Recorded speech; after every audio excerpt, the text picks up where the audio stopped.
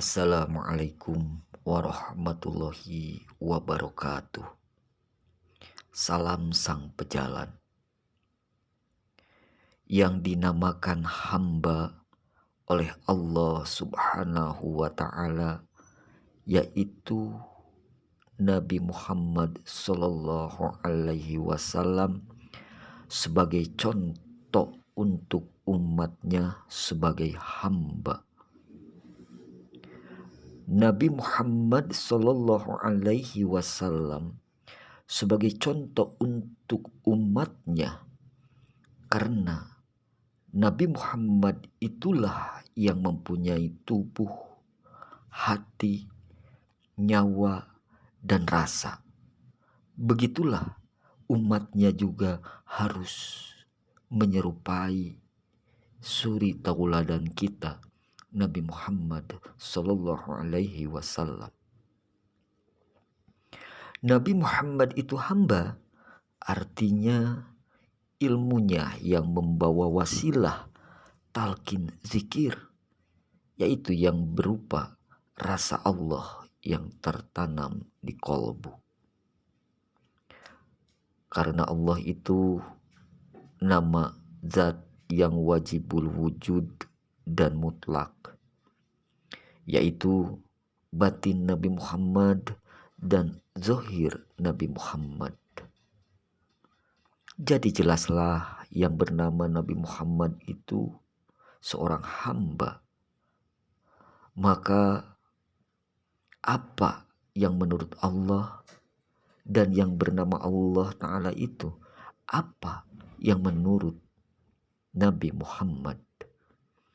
Supaya benar-benar bisa menjadi tauhid pada kalimat la ilaha illallah, maka kalimat yang agung ini adalah pertemuan antara hamba dengan Tuhannya.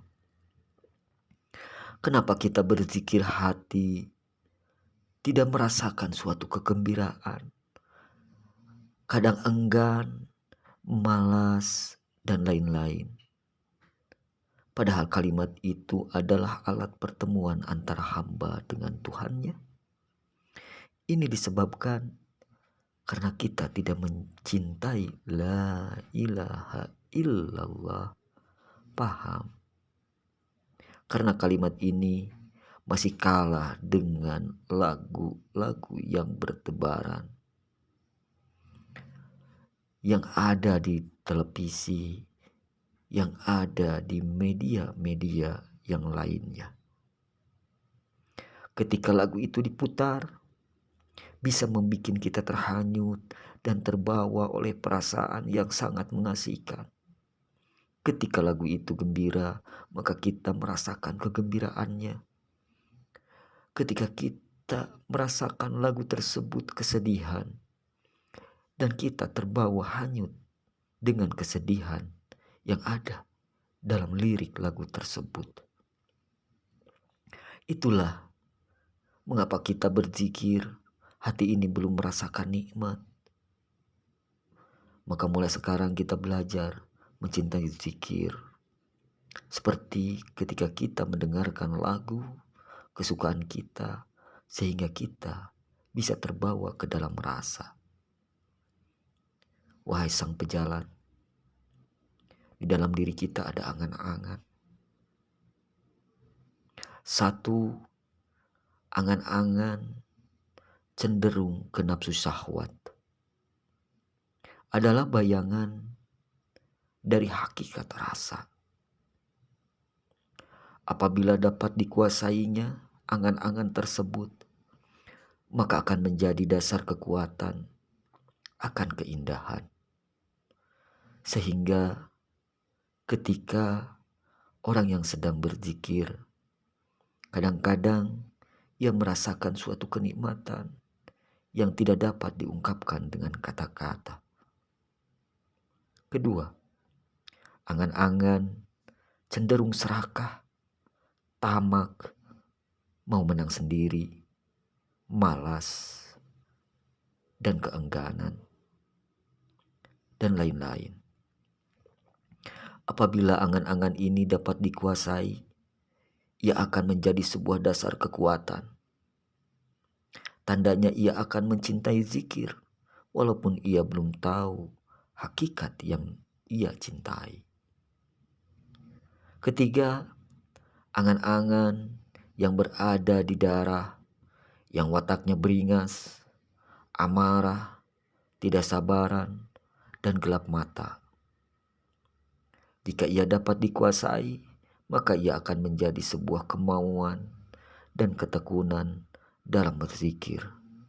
Tandanya, ia akan mengutamakan zikir daripada amalan-amalan lainnya. Keempat, angan-angan yang berada di tulang sumsum. Ia akan menghasilkan kekuatan, kehendak yang menyebabkan keinginan-keinginan atau cita-cita. Dan ini merupakan sarana karsa Allah akan menjadi negatif, jelek bila tidak dikendalikan dengan zikir. Tandanya ketika seorang sedang berzikir, timbul suatu hasrat keinginan yang ingin berlama-lama di dalam zikir, ingin nambah terus zikirnya, tidak ingin sebentar. Wahai sang pejalan, ada pendidikan hawa nafsu. Gudang ilmu yang paling dekat dengan diri kita adalah diri kita sendiri. Karena diri kita adalah sumber dari ilmu dan rumus Allah, kudratullah. Maka peranan semua agama yang ada di muka bumi ini adalah pendidikan yang ditunjukkan kepada hawa nafsu atau jiwa manusia agar selalu berkiblat kepadanya sang penguasa alam, Allah Subhanahu wa Ta'ala. Pendidikan yang ditunjukkan kepada hawa nafsu menggunakan zikir. Pusat ruh. Setiap bayi yang lahir memiliki tingkat kesucian yang dapat diumpamakan sebuah kertas yang putih, polos, dan bersih. Kesuciannya berada pada wahana, nafs atau jiwa, atau hawa yang masih bersih dan belum tercemar oleh polusi keduniaan.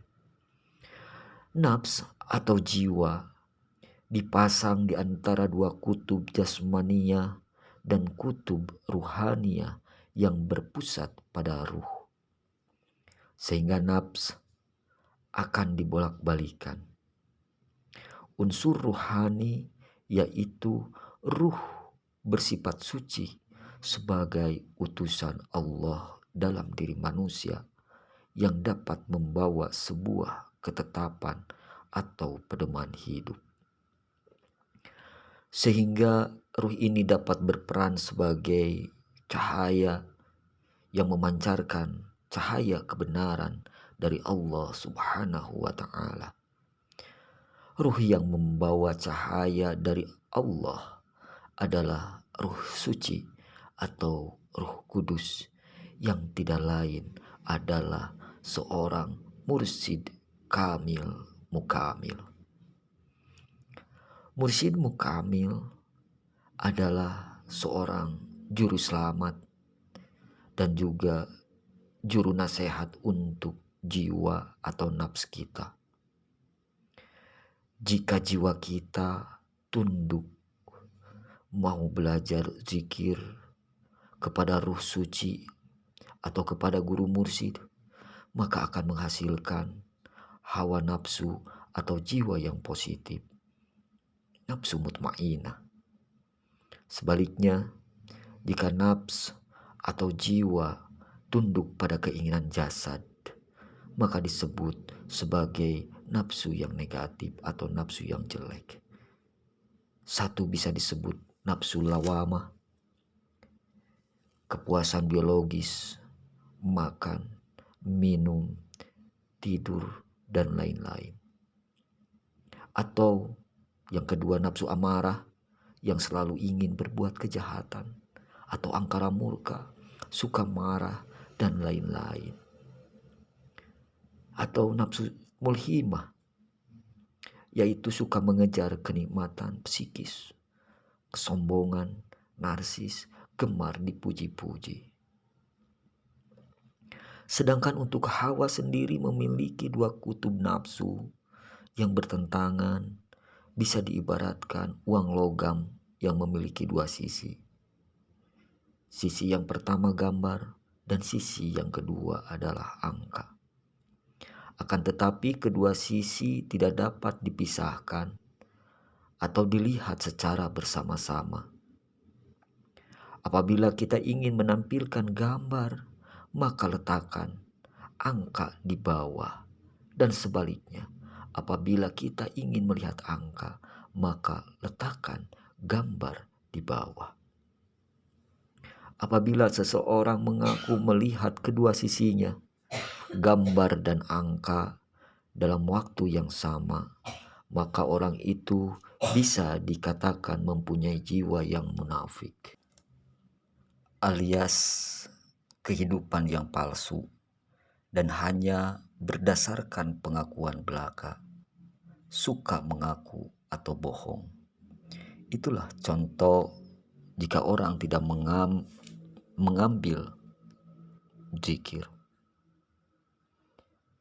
Manusia memiliki alat yang kasar dan yang halus. Yang halus tidak dapat dilihat oleh panca indera, tetapi sangat lengket di antara keduanya, sehingga dapat menyebabkan panca indera bisa bekerja masing-masing, dan inilah yang disebut dengan tali rasa. Tali rasa bisa bekerja jika disalurkan kepada indera jasmani. Kerjanya tali rasa ini selalu memberi peringatan kepada roh jasmani, sehingga diterima oleh kita di dalam buah pikiran, tetapi sangat lemah dan seakan-akan itu tak berguna. Lalu tidak diperhatikannya, dan ini karena disebabkan banyak dipengaruhi oleh akal pikirannya. Saya contohkan, ketika seorang sudah selesai sholat dan zikir, tiba-tiba sekilas ada buah pikiran di dalam kolbunya untuk menyuruh atau ada dorongan di dalam dirinya untuk melaksanakan kegiatan ibadah yang lain, seperti ingin membaca Al-Quran atau membaca sholawat dan lain sebagainya.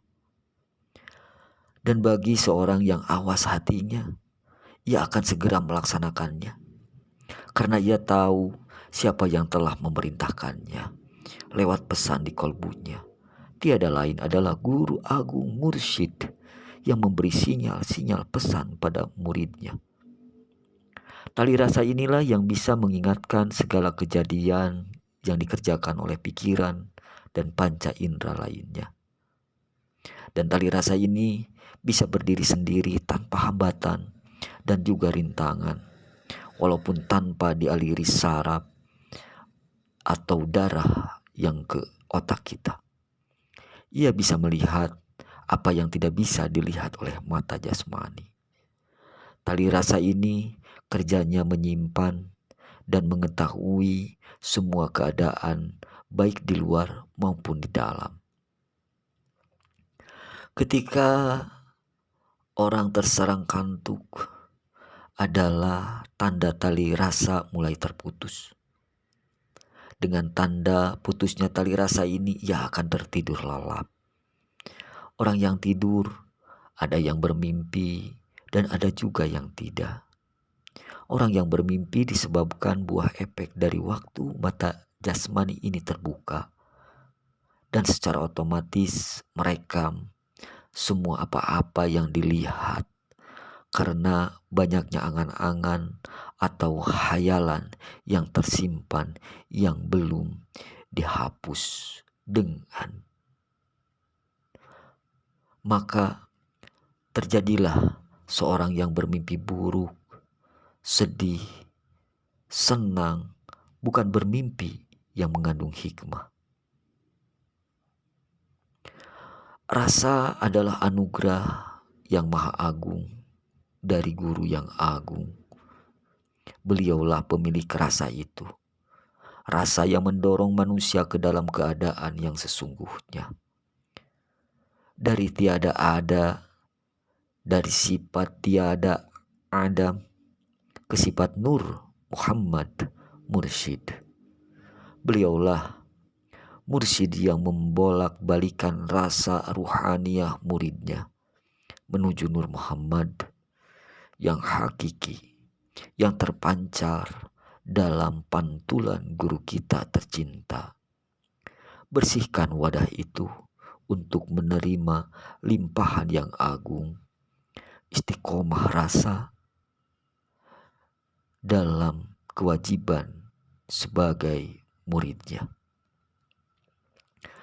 Karena di dalam istiqomah rasa mengandung kecintaan yang disertai rasa kasih sayang yang mendalam dalam kehidupan yang fana ini. Leburkanlah bersama para utusannya menuju yang tunggal, yaitu keabadian yang hakiki. Rasa ini membangkitkan kesadaran untuk lebur bersamanya dalam lautan yang sangat luas tanpa tepi, yang membersihkan segala kotoran yang menempel di dalam kolbu kita. Penyatuan jiwa dengan utusannya mursyid menuju keindahan yang maha indah. Seorang mursyid ingin semua muridnya begitu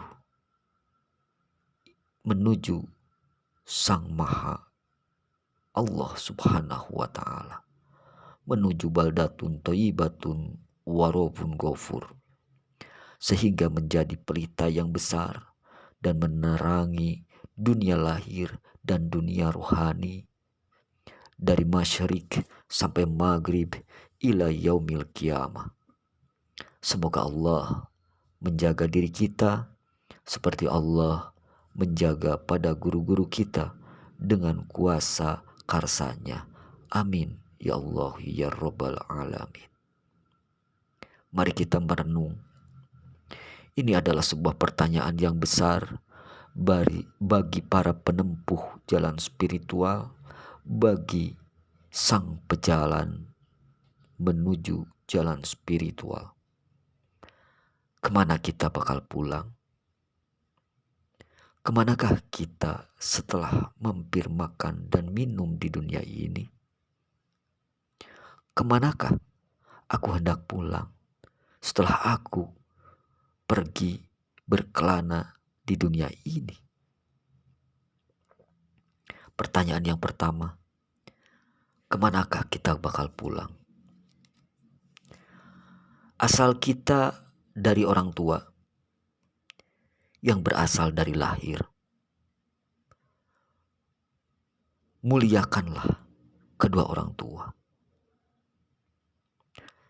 Jangan sekali-sekali engkau membentaknya, menyakitinya, lebih-lebih engkau mendiaminya. Doakan secara lahir dan batiniah dengan cara sholat birrul walidain. Ciumlah tangannya sebagai rasa hormatmu. Hakikatnya adalah mengharap ampunannya. Sering-seringlah engkau bersilaturahmi kepada orang tuamu. Ini baru hak lahiriah untuk mengembalikan titipan yang ada pada dirimu. Pulangkanlah lahirmu pada asalnya, yaitu kedua orang tuamu. Yang kedua, yang berasal dari ruhaniyah. Kembalikan yang asal dari batiniah adalah haknya seorang mursyid. Perbanyaklah zikir, perbanyaklah zikir. Maka itu mengembalikan ruhaniyah. Itu semua adalah untuk memulangkan diri batin ini ke tempat asalnya. Pertanyaan yang kedua, kemanakah kita mampir minum dan makan di dunia ini?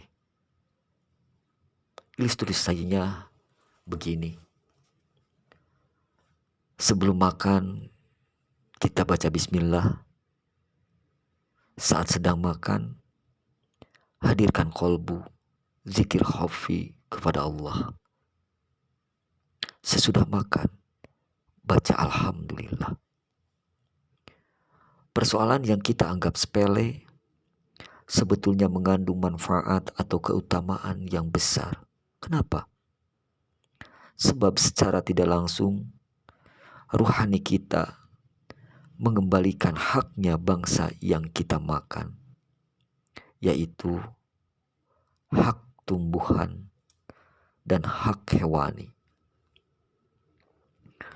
Kesemuanya akan dikembalikan oleh ruhani kita.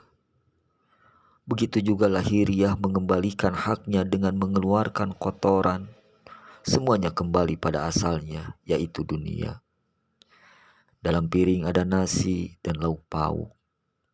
Bisa jadi lauk pauknya ada ikan, ada telur, ada daging ayam, daging sapi, ada sayur mayur, ada sambal, kerupuk, dan bumbu-bumbu lainnya. Semua menjadi satu. Kemudian ditambah dengan kuman-kuman yang ada di dalamnya menjadi sempurna dan siap untuk disantap. Permasalahannya, bagaimana perjalanan masing-masing lauk pauk tadi, maka perlulah kita sucikan untuk menjadi halal dan dihalalkan semuanya. Sebelum masuk ke alam insan, dari alam organik akan menerima kehidupan ke alam tumbuh-tumbuhan, kemudian masuk ke alam hewan. Fungsi darah dan getah memang sama, namun sifat berbeda. Pada tingkatan hewan disebut berdarah atau bernyawa karena memiliki sifat nafsu. Itulah yang perlu disucikan, tidak bisa asal jadi. Makanya tidak termasuk halal dan dihalalkan kuman-kuman yang tak kasat mata. Maksudnya ini juga makhluk bernyawa kan, yang ada di makanan atau minuman. Pernahkah Anda berpikir bahwa untuk menghilangkan dahaga seorang manusia saja, berapa banyak kuman yang ada di dalam air satu gelas harus mati? Kesehari-harian yang kita lakukan akan menjadi suatu kebiasaan yang akhirnya membentuk perilaku, dan perilaku itulah yang membuat orang tidak lagi mempermasalahkan tentang keseharian. Makanan yang kita makan setelah masuk ke dalam tubuh, maka saripati dari makanan tadi akan diserap oleh jantung, kemudian diedarkan ke seluruh tubuh menjadi Nur Muhammad untuk menerangi, untuk berkembang diri seutuhnya. Sedangkan sisa dari saripatinya adalah ampas yang harus dibuang. Apapun yang akan kita makan, silahkan selama mau kita pertanggungjawabkan. Seandainya Anda yang menjadi hewan, apakah ikhlas jasad Anda dimakan oleh orang tanpa basa-basi? Inilah perlunya kita mensucikan semuanya sebelum kita makan, agar bisa menjadi Nur Muhammad dalam diri. Tolong dibaca lagi pembahasan tentang istinja. Coba, apa itu istinja?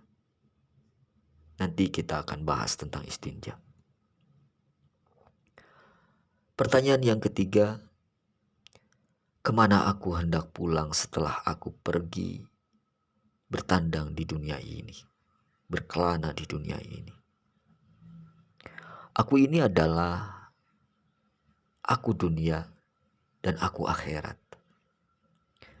Aku bangsa jasad dan aku bangsa ruhani. Setelah aku bangsa jasad yang dohir ini bertandang dan bertemu dengan asalnya, yaitu dunia ini, lewat perantaraan jasa kedua orang tua kita. Tinggal bangsa ruhani yang belum bertandang ke asalnya, yaitu alam ruhani. Kita sudah diperkenalkan dengan bangsa ruhani oleh seorang mursyid.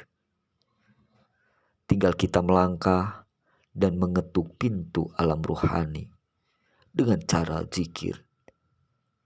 Maka mulailah sekarang kita belajar bertandang ke negeri ruhani itu. Sampai di sini. Mudah-mudahan Allah memberikan pemahaman. Assalamualaikum warahmatullahi wabarakatuh.